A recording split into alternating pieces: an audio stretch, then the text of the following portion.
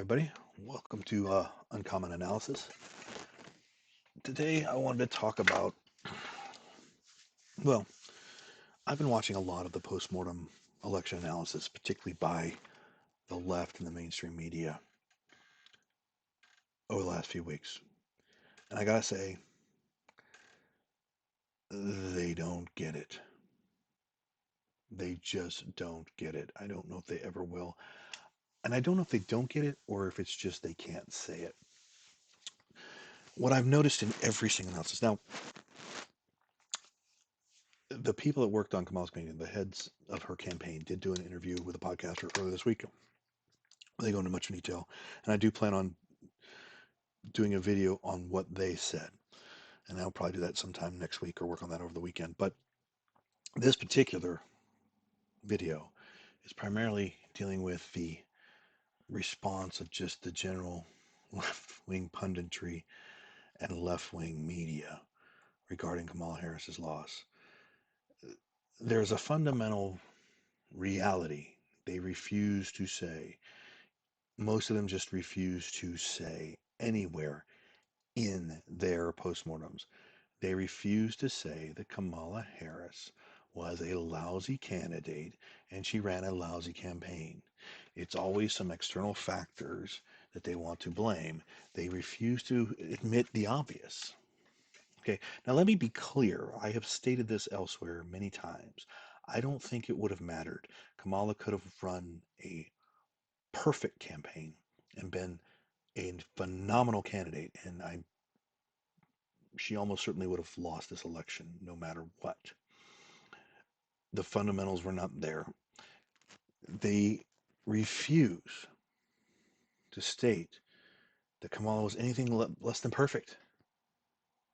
The nasally, whiny, out of touch woman with the cackling voice who hid from the press for over 30 days for the most part, who hid behind her vice presidential candidate, who chose Elmer Fudd to be her VP, that was somehow going to help her connect and deal with her bro problem, right? The hunters and the manly men, the shift workers and the blue collar workers of the upper Midwest and the Rust Belt were going to be they were going to be able to relate to Elmer Fudd. That was how she's going to do it, right? She's going to bridge that gap with Elmer fucking Fudd as her VP candidate. Um, they just can't. They say a lot of things, but for the most part, they cannot and will not say that Kamala Harris was a bad candidate and she ran a lousy campaign. I, there was way more to it as to why she lost, but they won't say that. For the most part, they just will not say that. And because they won't admit to it, and I think the reason they won't say it is because they're beholden to identity politics. The left is completely captive to identity politics. And because this was a black woman, we can't say anything bad about her. She couldn't possibly be less than ability. She can't possibly be less than stellar in her abilities. I mean, for God's sake, she's melanated and she has a vagina. That makes her perfect. Makes her perfect in the modern woke left insanity that they follow. Right? The identity politics they follow, you can't. Only white men are the root of evil. No one else can do anything wrong. So, yeah, let's just go. It's nothing new, but let's just go through some of the stuff. These aren't necessarily the analysis. This is kind of immediately after. Kamala Harris ran basically a flawless campaign, but just on the most elemental level, being a mixed race woman from California maybe doomed her candidacy from the start. Vice President. That's right. Being mixed raced and having a vagina doomed her because America's fundamentally racist. It's not like we elected Barack Obama twice, a mixed race man. Nope. Oh, but he was a man, so it means it must be misogyny. But we're not going to let the racism go either. It's racist misogyny.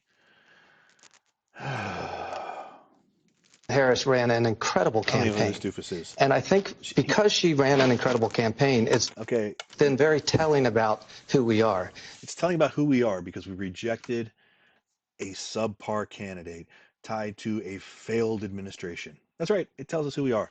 We as a people must be racist and sexist and terrible, terrible human beings. America is the root of all evil because we refuse to give a promotion to a black woman who's part of the most failed administration of the last 50 years. Tell us about who we are. I don't even know who you are, David Dolly, but you're former. I can tell you're a former rep for a reason. So go back to Florida. Because her campaign did focus on the threat to democracy. I think that she did. Oh, okay. Sunny hosting. Oh my God. I'm going to say this as kindly as I can. The View is a daily, daily argument, a week and 5 day a week argument why the 19th Amendment should be repealed. Women, I know there are a lot of smart, capable, intelligent women out there. None of them are on the damn View. None of them. None of them. This is what goes out there day in day out and gets watched. Who's watching these just airheads, these brain dead morons, clapping like seals in the circus, to the inanity that comes out of these people's mouths. Women, come on. I've worked with hundreds, if not thousands, of smart, capable, intelligent women. None of them are on the View. You're some of the dumbest, addle-brained idiots I've ever heard. Like, they daily go out there and show how dumb. Is this the representation of your gender? I know it's not. I know it's not. It's just this is out there every day, guys. Come on, do better. Do better. Demand better. This show should be canceled because it really undercuts women. It puts women in a bad light day in and day out. It really, really does. Oh my God. Let's see. Let's see what you gotta say. She ran a flawless campaign, and There it is, flawless again. Flawless campaign. She could do no wrong. Flawless. Clearly, that's the DNC talking point about Kamala's flawless. She's perfect. She's amazing. She's just so amazing. You couldn't do better than her if you tried. Oh, I maintain that. I think that she maintains it. I don't. I don't think anybody with a frontal lobe that fully functions would maintain that. But these left wing folks just keep espousing that Kamala wasn't the problem. Now, again, like I said, Kamala was not the only problem, but she was a lousy candidate who ran a lousy campaign. I mean, you don't lose like this if you run a solid, flawless campaign. She's going to lose no matter what. Again, no Democrat was going to win this election. I firmly believe that. But she got smoked. Just smoked. The women. The women are going to save her. Trump did better with young women. Trump did better with young women. Kamala did worse with young women than Biden did. Yet these people believed it was going to be. I mean, come on.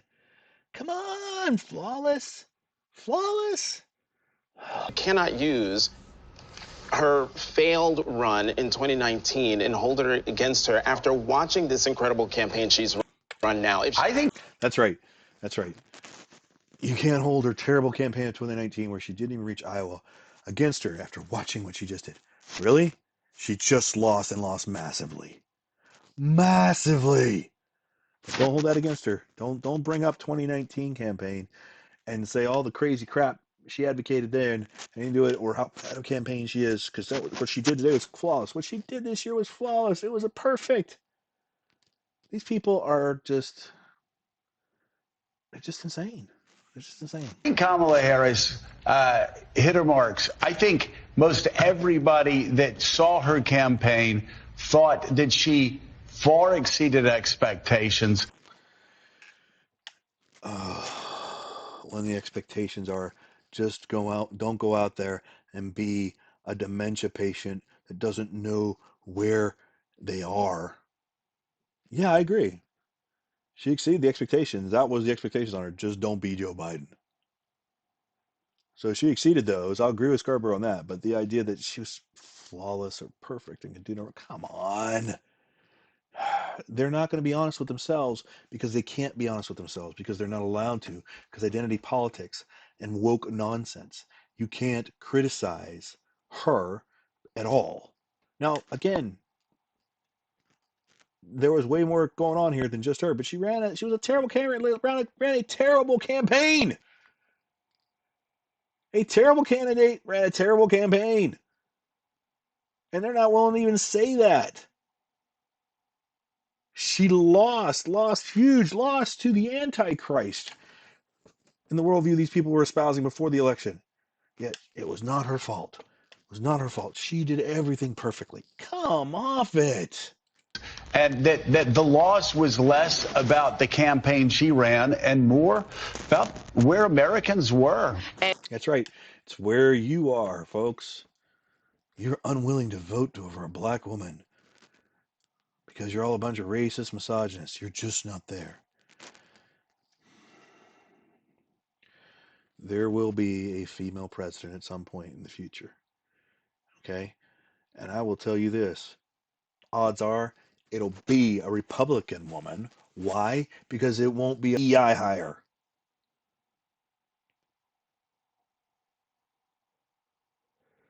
Hillary Clinton was a horribly unpopular politician. Kamala Harris was a horribly unpopular politician. They both were not politically talented. They may have been able to work the system. Hillary Clinton certainly knew how to work the system behind the scenes, but she could not relate to people. She was not likable. People did not like her. People did not vote for her. Okay? Had nothing to do with her vagina. Kamala Harris, same, is not a capable politician. Okay? She is not somebody who behind the scenes could get things done. She's not savvy. She's not capable. She's not that intelligent. She's just not there. And she's not relatable or liked. But, oh yes, it was a perfect campaign. Get over it. They're never ever gonna be able to advance, folks. If you are a Democrat loyalist, I'm sorry if you haven't heard this before, but your party's in big trouble. You sold your souls to identity politics. You can't escape it. You can't escape it. And because you can't escape it, and because you can't tell the truth, because you're incapable of telling the truth, because you might alienate some faction in your party if you dare tell the truth, you might offend somebody by telling somebody the truth. Your party's going to continue to decline at the national level. It's going to continue to decline. And let's not forget And nothing that was worst for the true worst. yesterday about how flawlessly this campaign was run is not true now. I mean, this really was an historic, flawlessly run campaign. Queen Latifah never endorses anyone. It's a flawless campaign because she got a celebrity to endorse her. That's the standard for being a flawless campaign, apparently, to the political left in the media today. Oh my God, guys, these were extreme examples, and these were a lot of early. But the reality is, they will not admit, for the most part, none of the post-mortem of the Democratic Party will admit Kamala Harris was a bad candidate and she ran a bad campaign. Most of them avoid that. I think most of them know it's true, but they won't say it publicly. And if they aren't willing to say it publicly and argue that point publicly, how is the party ever going to get better? The whole purpose of a post-mortem,